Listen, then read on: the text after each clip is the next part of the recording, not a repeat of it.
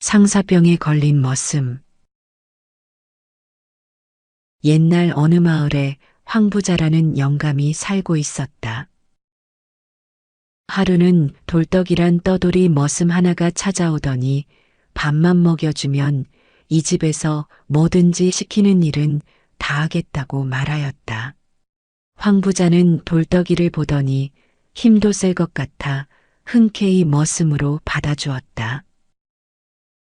황부자의 생각대로 돌떡이는 다음 날부터 마당 쓸기, 뒷간 청소, 산에 나무하기 등등 쉬지도 않고 열심히 일을 하였다.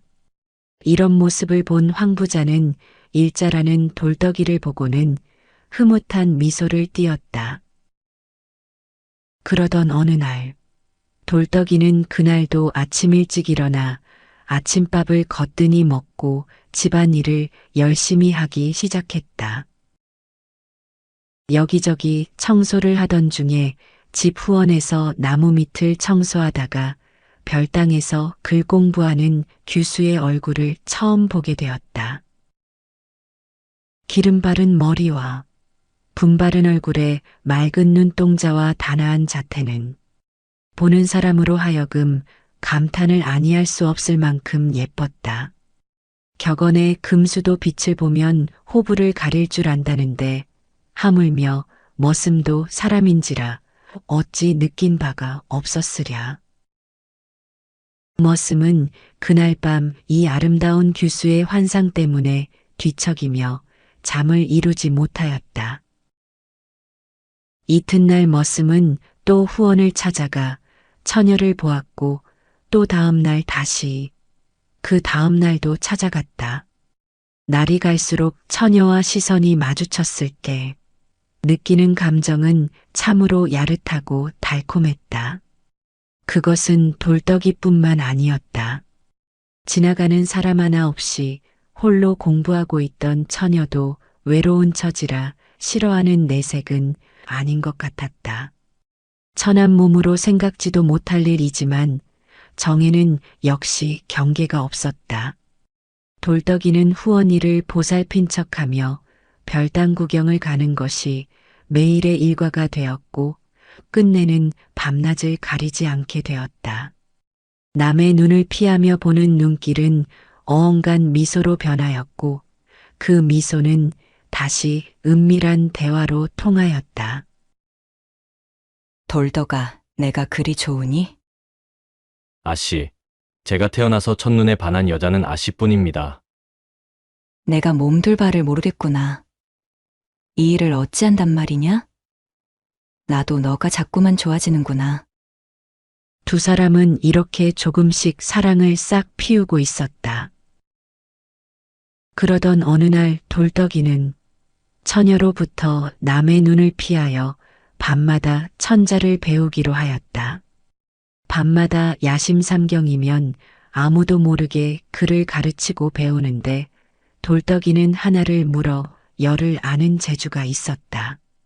처녀 역시 돌떡이의 비범한 재주에 감탄하였고 날이 갈수록 자신도 모르는 사이에 마음이 쏠리게 되었다. 참으로 때없이 순수한 애정이 장막을 뚫고 싹트더니 날이 갈수록 두 사람의 사이는 깊고 뜨겁게 되었다. 그러나 꼬리가 길면 언젠가는 밟힌다는 옛 속담이 있듯이 이 사실이 황부자 귀에 들어간 것이다. 우연히 이 사실을 알게 된 황부자는 화가 머리 끝까지 올라 돌떡이를 헛간에 감금시켜 볼기와 종아리를 터지도록 때려서 내쫓아 버렸다. 드신 밥에 드신 방에 먹여주고 자게 해주었더만 어디서 호박씨를. 온몸에 멍이 들 정도로 맞은 돌떡이는 길모퉁이에 쪼그리 앉아 울면서 자신의 신세를 한탄했다. 그러나 돌떡이는 처녀를 잊을 수가 없었다. 다른 곳으로 가지도 않고 그 마을에서 걸식을 하며 밤낮으로 처녀 생각만 하는 것이었다. 그러던 어느 날 밤 돌떡이가 야음을 틈타 용기를 내어 처녀 방을 다시 찾아들었다. 제 처지로는 생각지도 못할 사랑이지만 마음의 정을 버릴 수 없으니 아마 전생의 인연인가 합니다. 이 인연이 현세에서 못 이뤄질 바에야 먼저 저 세상에 가서 기다리겠습니다. 그는 눈물로 호소하고 나서 그 길로 화살처럼 달아나 버렸다. 당황한 처녀는 밤이어서 붙잡을 수도 찾을 수도 없이 헤어지고 말았다. 이튿날 돌떡이의 자결한 시체가 앞산의 바위골에서 발견되었다. 이 소식을 들은 다음부터 처녀는 괴로워 견딜 수 없었고 그의 죽음이 자신 때문이라는 것을 생각하며 몸부림쳤다. 먼저 저승에 가서 기다리겠다는 그 소리가 귓전에서 지워지지 않았다. 처녀의 몸은 날이 갈수록 쇠약하여졌고 온갖 치료의 보람도 없이 그녀는 끝내 세상을 떠나고 말았다. 아버지, 저는 돌덕이를 찾아가겠사오니 돌덕이 옆에 묻어 주십시오. 처녀는 숨을 거두며 이렇게 말했다. 황부자는 죽은 자식의 유언을 거절할 수가 없어서 과연 돌떡이 옆에 묻어주었다. 처녀가 죽고 며칠이 지난 어느 날이었다. 금방 소나기라도 쏟아질 듯 검은 구름이 하늘을 덮어 칠흑같이 어두운 밤이었다. 마을 건너편 산골짜기에서 요란하게 떠드는 소리가 들려왔다. 그 소리에 놀란 사람들이 마을 앞에 나와 살펴보니 난데없는 도깨비 수백 명이 영차, 영차하고 요란하게 소리를 지르며 무엇인지 무거운 것을 옮기고 있었다. 이튿날 찾아가 보니 산등성이에는 이제까지 보지 못했던 커다란 바위 2개가 놓여 있었다. 그 뒤 마을 사람들은 이 바위의 이름을 서방바위와 각시바위라고 불렀는데 그것은 생전의 뜻을 이루지 못한 돌떡이와 처녀의 화신이라고 생각했기 때문이었다. 지금은 소나무 숲속에 얼음, 다래, 나무 등 이름 모를 나무들이 무성하게 자라 발길을 막는다. 그리고 공손히 고개를 숙이고 있는 각시바위에는 칡덩굴과 담장이가 칭칭 몸을 감았는데 서방바위 상투에는 솔바람 소리만 이따금 스쳐간다. 두 사람의 애달픈 사연을 아는지 모르는지 어린 나무꾼의 유행가 소리가 구성지다.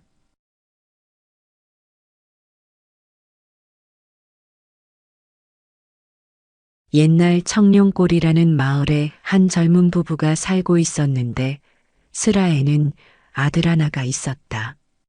워낙 귀하게 얻은 자식이라 부부는 모든 사랑과 정성을 다하여 이 아들을 길렀다. 정이월이 지나고 3월의 어느 날 아이의 할머니는 손자가 보고 싶어 따뜻한 봄볕에 종달새 울고 민들레 피는 산길 들길을 걸어 이곳 청룡골 아들집에까지 오게 되었다. 아들도 아들이려니와 우선 손자를 어서 안아보고 싶어서 걸음을 재촉한 것이었다. 쌀인문을 열고 들어서자마자 어린 손자를 껴안고 할머니는 기뻐 어찌할 줄을 몰랐다. 아이고, 우리 손자 잘 있었니? 날마다 손자와 더불어 소일을 하는 일이 할머니는 더없이 즐거웠다. 그러던 어느 날 봄볕이 포근하여 참으로 양춘가절이라 앞 빈터에는 마늘이 파릇파릇 뒤뜰에는 머우솔의 파란움이 풍성했다. 따뜻한 햇빛에 장독을 열고 장을 다리는 냄새가 바람을 타고 온 마을에 퍼지고 있었다. 이 집에서도 며느리는 장독 옆에 솥을 걸어놓고 불을 피워 장을 다리기 시작하였다. 익숙한 솜씨로 며느리는 가마솥에 불을 짚어 장을 끓여내고 또다시 부어 끓여내곤 했다. 그런데 하필이면 제삿날에 사돈 온다는 격으로 그 바쁜 틈에 마곡간의 소가 갑자기 밖으로 뛰쳐나가 버린 것이었다. 서둘러 며느리와 아들은 뒤쫓아 따라갔으나 소는 한없이 도망을 치고 있었다. 다리던 간장을 그대로 놔둔 채 며느리가 소를 잡으러 나가버리자 집에 남은 할머니는 그 일을 막지 않을 수 없었다. 등을 숙이고 열심히 간장을 젓고 있는데 그만 등에 업었던 어린애가 할머니 등에서 빠져 거꾸로 뜨거운 장솥으로 빠져버리고 말았다. 에그머니, 할머니는 정신없이 어린애를 끓는 장 속에서 건졌으나 아이는 울음 한번 울지 못하고 경각에 숨을 거두었으니 눈으로 차마 볼 수 없는 비참한 참상이었다. 할머니는 실성한 사람이 되어 어찌할 줄을 모르고 이리저리 마당을 뛰어다니다가 손자의 시체를 안고 대성통곡하기 시작했다. 이때 아들과 며느리가 돌아왔다. 이 참경을 본 며느리는 기절하여 쓰러져 버리고 아들은 죽어있는 자식을 보더니 꿩을 보던 매처럼 얼굴에 도끼가 서리었다. 그는 이빨을 으드득 깨물고 와락 달려들더니 죽은 자식의 팔뚝을 뚝 찢어들고 얼이 빠져 서 있는 어머니 앞에 불쑥 내밀었다. 어서 잡수시오. 그는 살기가 가득 찬 소리로 외쳤다. 아무리 소견이 어둡고 무식하여 완맹한 인간이라 하더라도 이러할 수는 없는 일이었다. 할머니는 그 자리에서 쓰러져 버렸다. 늦게야 이 참상을 알게 된 마을 사람들이 모여들기 시작하여 위로하며 모두 슬퍼하고 있을 때였다. 그렇게 뜨거웠던 청룡고을 뒷산에서 안개 내리듯 먹구름이 마을을 감싸더니 요란한 굉음과 함께 뇌성병력이 치는 것이었다. 온 마을 사람들이 놀라 안방으로 부엌으로 모두 피하며 덜덜 떨었다. 번갯불이 이 집 마당에 번쩍번쩍 치며 폭우가 쏟아져 앞뒤를 가릴 수 없었다. 갑자기 일어난 천지의 진동은 한참 동안 계속되었다. 번갯불과 비가 그치며 하늘은 다시 개어 청천백일이 되었다. 마을 사람들은 그제야 숨을 돌리고 숨어있던 자리에서 하나, 둘씩 나타나기 시작하였다. 모두 알 수 없는 궤변이라고 눈이 휘둥그라여 서로 얼굴만 쳐다보며 좌우를 살폈는데 이상하게도 아이의 시체와 장독 그리고 그 집까지 모두 흔적도 없이 쓸어다 마을 밖에 있는 웅덩이를 메워버린 것이었다. 그 뒤 아들은 이상하게도 반신불수로 고생하더니 벙어리까지 되어버렸다. 그는 자신의 병을 고치기 위하여 백방으로 노력하였으나 백약이 무효하였다. 하는 수 없이 비참한 형색으로 그날 그날을 살아가는데 어느 날 스님 한 분이 지나다 그 얼굴을 유심히 바라보았다. 당신 부모에게 불효하여 하늘에서 벌을 준 것입니다.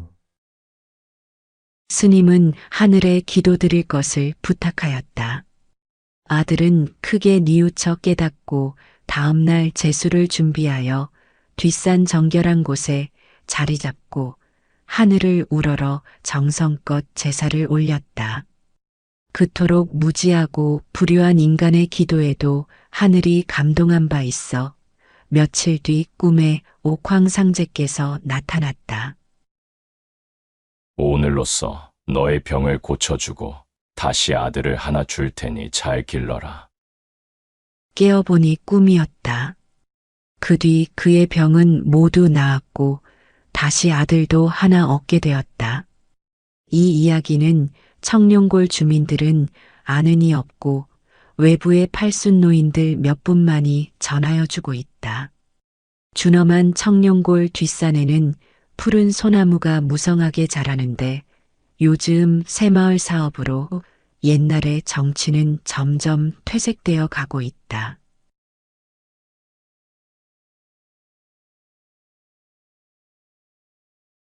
오랜 옛날 어느 마을에 전씨라는 효부가 있었다.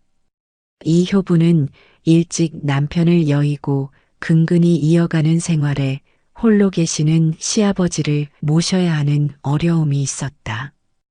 효부는 홀로 계시는 시아버지를 혼정신성의 예로 보살피는 것은 말할 나위도 없고 어려운 형편에도 산의 진미를 구하여 바쳤으며 시아버지가 병석에 누우시면 거의 음식을 패하고 사해 팔방영약을 찾아 부친병을 살펴 치료하였으므로 고을 사람들이 모두 우러러보는 처지였다.